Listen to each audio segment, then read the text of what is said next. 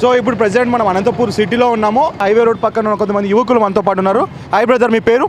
హనుమంత్ రెడ్డి గారు. ఎక్కడ ఇదే నియోజకవర్గం అండి. ఏం చేస్తుంటారు? నేను వచ్చి ప్రొఫెషనల్ ఫోటోగ్రాఫర్. ఏం లేదు బ్రదర్, నాకు క్వశ్చన్ ఏంటంటే ఒక నెలలో ఎలక్షన్స్ రాబోతున్నాయి. ఈ రానున్న ఎలక్షన్స్లో కాబోయే ముఖ్యమంత్రి ఎవరని మీరు అనుకుంటున్నారు? మీ అభిప్రాయం చెప్పండి. ప్రజలు కోరుకుంటున్నది ఒకటే, ఇంతకుముందు ఉన్నది ఒకటి. ఇప్పుడు ప్రజలు నాడి ఆటోమేటిక్గా మన జగన్మోహన్ రెడ్డి నేను అనుకుంటున్నా. ఎందుకు జగన్మోహన్ రెడ్డి మీరు కావాలనుకుంటున్నారు? మాలాంటి యువతకి మనకి కావాల్సిన జాబ్స్ కానీ మామూలుగా కంపెనీస్ కానీ అట్లాంటి వాటి మీద గ్రిప్ ఉంటుంది కాబట్టి అట్లాంటి నాయకుడు వస్తేనే మనకి బాగుంటుంది అనిపిస్తుంది. ఓకే, ఈ 5 సంవత్సరాల పరిపాలనలో చంద్రబాబు నాయుడు పరిపాలనలో ఏ విధంగా మీరు లబ్ధి పొందలేదా? ఎటువంటి లబ్ధి పొందలేదు. బాబు వస్తే జాబ్ వస్తున్నది, వచ్చిందా? ఉన్నది కూడా పోయింది. మన రుణమాఫీ అయితే ఏంటి? కాలేదండి. నా పేరు మీదే ఉన్నది. నా పేరు మీద ఉన్నది ఇంతవరకు రుణమాఫీ కాలేదు. 25,000 రూపీస్ రుణమాఫీ అయింది ఇప్పటి వరకు. మిగతాది 1.5 lakh అన్నారు. ఇంతవరకు ఆ 25,000 తప్పితే ఇంతవరకు అయిందా లేదు. ఏ విధంగా మీరు లబ్ధి చెందలేదా? ఎటువంటి వాడి మీద లబ్ధి చెందలేదు నేను.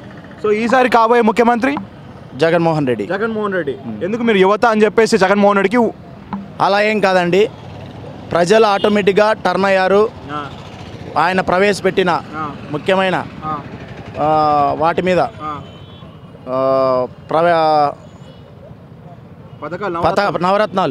నవరత్నాలు అటువంటివి యువతకు కనెక్ట్ అయ్యాయన్నమాట.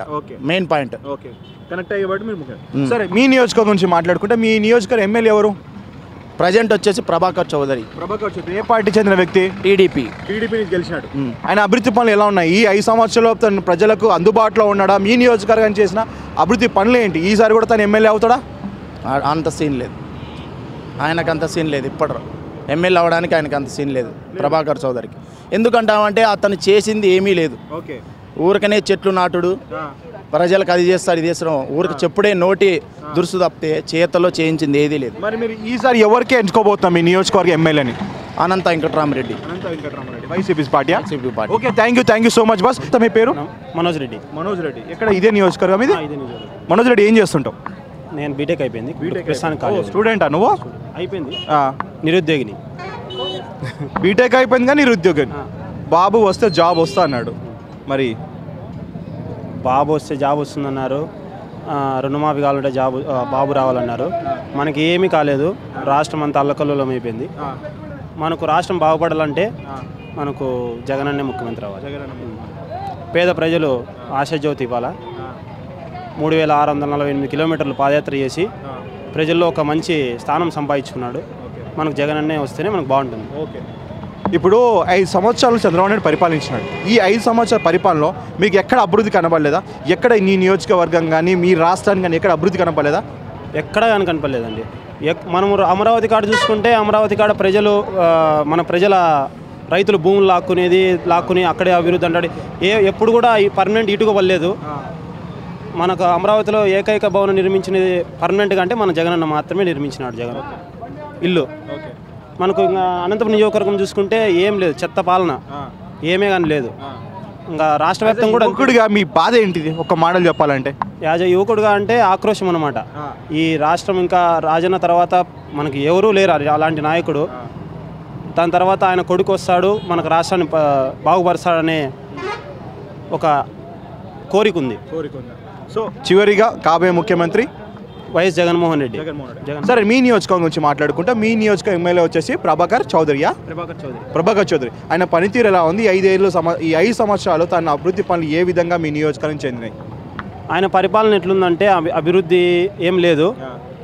దోచుకున్న వాళ్ళకి అన్నట్లు ఆయన వాళ్ళ సీనియర్ వాళ్ళ నాయకుడు చంద్రబాబు నాయుడు బాటలో నడుస్తున్నాడు అనమాట. ఎమ్మెల్యేలు కానీ మంత్రులు కానీ ఎక్కడ అభివృద్ధి చెందలేదు. మనకి ఇక్కడ చూస్తే ఆంధ్రభూమి పక్కన ఇల్లు ఉంది, అది కూడా కబ్జాకు గురైంది. మనకు అంటే ఇలాంటివి చాలా ఉన్నాయి. మన అనంతపురం నియోజకవర్గంలోనే చాలా ఉన్నాయండి. నారాయణపురం పంచాయతీ చూసుకుంటే ఇంకా మనకు చెప్పలేనన్ని కబ్జాలు అఘాయిత్యాలు చాలా ఉన్నాయి. మరి ఈసారి మీ నియోజకవర్గానికి ఏ నాయకుడు మీరు ఎంచుకోబోతున్నారు ఎమ్మెల్యేగా? అనంత వెంకటరామరెడ్డి గారు. ఇది వైసీపీ పార్టీ తరఫున అనంత వెంకటరామరెడ్డి గారు వస్తే సీనియర్ నేత. ఆయనకు మంచి అనుభవం ఉంది. అప్పుడు గత రాజశేఖర రెడ్డి పరిపాలన కూడా ఎంపీగా అతనికి మంచి గ్రిప్ ఉంది కాబట్టి అనంత వెంకటరామరెడ్డి వస్తే మేలు. రాష్ట్ర ప్రజల తరపున ఒకటే చెప్తున్నా జగనన్నకు, మీరు మీ నాన్న కంటే కూడా 2 అడుగులు ముందుకు వేసి మంచి రాష్ట్రానికి మంచి ప్రాజెక్టులు కానీ ఏవైనా కానీ నీరు కానీ రైతులకు మంచి చేయాలని కోరుకుంటున్నాను. ప్రతి ఒక్క రైతు ప్రతి ఒక్క అక్క చెల్లెలను కూడా ఇప్పుడు ఇవాళ వెయిట్ చేస్తున్నారు, అలాగే వెయిట్ చేస్తున్నారు ఎప్పుడెప్పుడు ఎన్నికలు వస్తాయా జగనన్న ముఖ్యమంత్రి చేసుకుంటామా అని. అదే జగనన్న చెప్తున్నా, బెస్ట్ విషెస్ చేస్తున్నాను. జగనన్నకు మంచి పరిపాలన అందిస్తాడని నేను అనుకుంటున్నాను. Thank you. మీరు చెప్పండి బ్రదర్, మీరు ఏం చేస్తుంటారు? మీ పేరు? బిజినెస్ చేస్తాం. మీ పేరు? రాజేష్ గారు, ఇప్పుడు ఎలక్షన్స్ రాబోతున్నాయి, ఒక నెలలో ఎలక్షన్స్ రాబోతున్నాయి. ఈ రానున్న ఎలక్షన్స్లో కాబోయే ముఖ్యమంత్రి ఎవరని మీరు అనుకుంటున్నారు? మీ అభిప్రాయం, ఇటు జగన్ ఇటు Chandrababu Naidu? Last six months back already India today వాళ్ళు ఆల్రెడీ మెన్షన్ చేశారు కదా, సర్వే చేసి జగనే వస్తారని. కాబట్టి మేబీ జగనే రావచ్చు. సర్వే ప్రకారం చూసుకుంటే జగన్ అన్నారు, మీ ప్రకారం చూసుకుంటే లేదు జగనే వస్తారని. ఎందుకు జగన్ 5 సంవత్సరాలు పరిపాలించిన చంద్రబాబు నాయుడు పక్కన పెట్టేసి జగన్మోహన్ రెడ్డికి ఎందుకు ముఖ్యమంత్రి చేయాలనుకుంటున్నారు? అంటే ఒక ఇల్యూషన్ క్రియేట్ చేశారండి. Main Chandrababu Naidu 5 years back ఏమైందంటే ఒక ఇల్యూషన్ వచ్చేసింది, బీజేపీతో కలవడం వల్ల దేశం అంతా బాగుపడిపోతుంది అది ఇదని వచ్చేసింది. చివరికి ప్యాకేజీ పరంగా లాస్ అయినాము. తర్వాత రాష్ట్రానికి ఉద్యోగాలు లేవు, మనకి ఉద్యోగాలు అయితే రాయలసీమ పరంగా ఏమీ లేవు, ఇండస్ట్రియల్ పరంగా వేస్ట్ అయినాము. కాబట్టి మనము అమరావతి కూడా దూరం మనకి, కాబట్టి ఎటువంటి లాభం లేదు. విజయవాడ ఆ సైడ్ అంతా అక్కడున్న వాళ్ళకు కూడా ల్యాండ్ పూలింగ్ జరిగింది, కాబట్టి చాలా వరకు ఫార్మర్స్ కూడా లాస్ అయ్యారు. మేబీ ఈసారి జగనే రావచ్చు. జగన్ వస్తే రాష్ట్రం బాగుపడుతుందా? జగన్ వస్తే స్పెషల్ స్టేటస్ వస్తుందా? జగన్ వస్తే ఈ ప్రాజెక్టులు కానీ ఈ ఉద్యోగాలు కానీ వస్తాయని మీరు అనుకుంటున్నారా? అవును వస్తుందండి. ఫస్ట్ ఆఫ్ ఆల్ ప్యాకేజ్ వస్తుంది, ఎందుకంటే 5 years నుంచి ఒకటే మాట మీదే ఉన్నాడు జగన్ అనేది. ఇప్పుడు దాకా ఒకటే మాట. ఇప్పుడు పవన్ కళ్యాణ్ అలా లేదు కదా, పవన్ కళ్యాణ్ వీళ్ళంతా లేరు. ఇప్పుడు చాలా పార్టీస్ వచ్చాయి కానీ వాళ్ళు అట్లా లేరు. ఇండస్ట్రియల్ పరంగా కూడా జగన్కి ఆల్రెడీ బిజినెస్ మైండ్ అనేది చాలా ఎక్కువ ఉంది. ఇప్పుడు పొలిటికల్గా వాళ్ళ నాన్న నుంచి వచ్చింది, యాజ్ పరంగా పొలిటికల్ నుంచి వాళ్ళ నాన్న తీసుకుంటాడు, బిజినెస్ పరంగా ఆయనకి ఆల్రెడీ ఇన్ఫ్లుయెన్స్ అనేది ఉంది. కాబట్టి ప్రజలు ఏమైనా ఇన్ఫ్లుయెన్స్ అయ్యి మమేకమై ఏమైనా గెలిపించవచ్చు.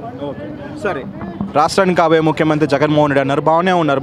మీ నియోజకవర్గం చెందిన ఎమ్మెల్యే ప్రభాకర్ చౌదరి గారు టీడీపీ పార్టీ నుంచి గత ఎన్నికల్లో గెలిచిన వ్యక్తి, ఈసారి కూడా తను ఎమ్మెల్యేగా అవుతారా? లేదండి, నేను యాక్చువల్గా నేను చిన్నగా ఉన్నప్పుడు సిపిఎం నుంచి ఆయన ఇండిపెండెంట్గా నిలబడిన వ్యక్తి. అప్పుడు మున్సిపల్ చైర్మన్గా చేసినారు. అప్పుడు కొంచెం బాగునింది. తర్వాత ఇప్పుడు 5 years ఎన్నుకున్నారు. లేదు భయమే ఉందన్నా? లేదు అడుగుతాను, చెప్పండి అన్న. బాగా మాట్లాడుతున్నా, ఆయన చేశారు. కానీ ఇప్పుడు పంచాయతీ అక్కడ కొంచెం తెలుగుదేశం నుంచి ఎక్కువ ఇన్ఫ్లుయెన్స్ ఉంది. నాయకులు ఎన్నుకోవడం కానీ సెలక్షన్ల పరంగా కానీ వీళ్ళ చైర్మన్స్ కానీ వీళ్ళంతా సరిగ్గా లేదనమాట. మెయిన్ అనంతపూర్లో మెయిన్ డ్రైనేజ్ వ్యవస్థ అసలు వరస్ట్గా ఉంది. ఇప్పుడు ఎక్కడో టీడీపీ తాడపత్రి నుంచి ఎంపీగా ఇక్కడ దివాకర్ రెడ్డి అయినాడు. ఆయన కొంచెం చేద్దామని ఉన్నాడు. ఎందుకంటే అక్కడ ఓల్డ్ టౌన్లో ఎవరైనా సిటీలో ఎంటర్ అయిన తర్వాత ఎవరైనా చూసేది ఫస్ట్ ఆఫ్ ఆల్ ఆ సర్కిల్ని చూస్తారు. అది చాలా కంజెస్టెడ్గా ఉంటుంది ఆ ఏరియా అంతా, గాంధీ బజార్ అంతా ఎట్లుంటుంది అంటే. చివరిగా షార్ట్ అండ్ స్వీట్ చెప్పాలంటే అభివృద్ధి విషయంలో ఆయన వెనుకబడి ఉన్నారా, ముందున్నారా? లేదండి, వెనుకబడే ఉన్నారు. మరి ఈసారి కూడా మీ నియోజకవర్గ ప్రజలు ఆయన ఎమ్మెల్యేగా ఓట్లేసి గెలిపిస్తారు అనుకుంటున్నారా? లేదండి. ఈసారి మరి కాబోయే ఎమ్మెల్యే ఎవరు అనుకుంటున్నారు? ఈసారి అయితే అనంత వెంకటరామరెడ్డి ఉండదు. ఇంకా అఫీషియల్గా ఇంకా అనౌన్స్మెంట్ చేయలేదు కదా, కాబట్టి